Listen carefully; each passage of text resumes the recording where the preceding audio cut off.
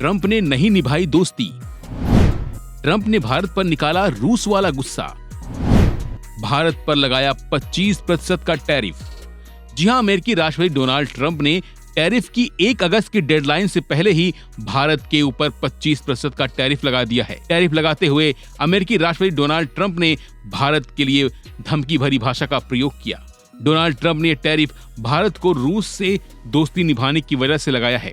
दरअसल रूस और यूक्रेन के बीच पिछले 3 साल से युद्ध चल रहा है, जिस वजह से यूरोप के देशों ने रूस के ऊपर कई प्रतिबंध लगाए हुए हैं और यूरोपीय देश रूस से कच्चे तेल और गैस आयात नहीं कर रहे हैं।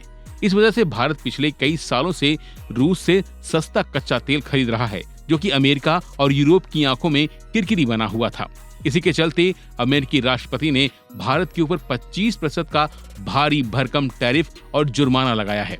और इसकी जानकारी अमेरिकी राष्ट्रपति ने अपने सोशल साइट ट्रुथ पर दी, जिस पर उन्होंने लिखा कि याद रखें, भारत हमारा मित्र तो है, लेकिन पिछले कुछ वर्षों में हमने उसके साथ अपेक्षाकृत कम व्यापार किया है, क्योंकि उसके टैरिफ बहुत ज्यादा हैं, दुनिया में सबसे ज्यादा, और उसके पास किसी भी देश की तुलना में सबसे कठोर और अप्रिय गैर मौद्रिक व्यापार प्रतिबंध हैं। इसके अलावा उन्होंने हमेशा अपने अधिकांश सैन्य उपकरण रूस से खरीदे हैं और चीन के साथ रूस के ऊर्जा के सबसे बड़े खरीदार हैं। ऐसे समय में जब हर कोई चाहता है कि रूस यूक्रेन में हत्याएं रोकें, सब कुछ ठीक नहीं है।